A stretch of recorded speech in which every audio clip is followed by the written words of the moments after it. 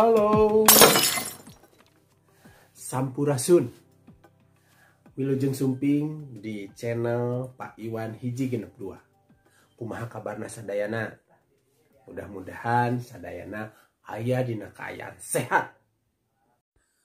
Tah, dina video ieu materi nu bakal dibahas nyaeta metakeun paguneman atawa dialog sarta ngawangun kalimah pangajak. Ieu contoh paguneman jeung cara metakeunana nu eusina ngeunaan kaulinan. Judulna oray-orayan. Oray-orayan. Waktu di sakola istirahat, Asep sabatur-batur karumpul di pakarangan sakola.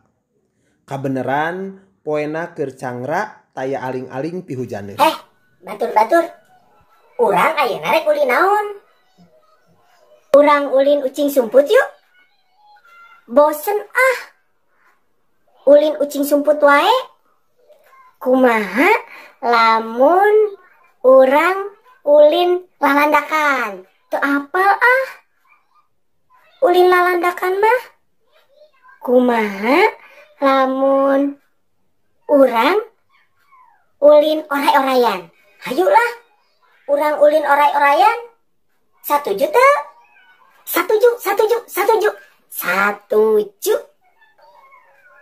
Ari cara ulin oray-orayan kumaha, Sep? Gampang atuh.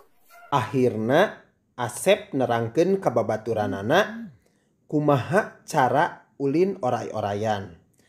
Ari cara ulin mah kieu.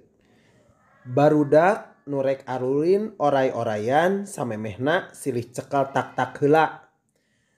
Nu posisina di tukang nyekel tak-tak nu aya di hareupeunana. Jeung saterusna.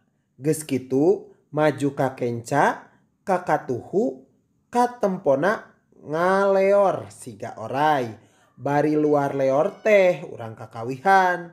Kieu kakawihanna teh. Oray-orayan luar leor ka sawah, tong ka sawah parena keur sedeung bekah. Oray-orayan luar leor mapai leuwi, tong ka leuwi di leuwi loba nu mandi. Oray-orayan oray naon oray bungka, bungka naon bungka laut, laut naon laut dipa, dipa naon dipa neuri.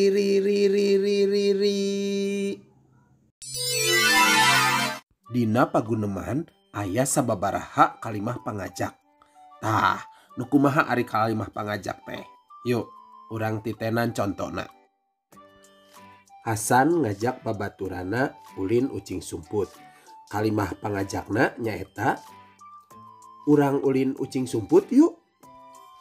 Contoh nu kadua. Rani ngajak Wati kerja kelompok. Wati, urang kerja kelompok yuk, ceuk Rani. Tah, sanggeus hideep paham kalimah pangajak, coba ku hideep jieun kalimah ieu jadi kalimah pangajak.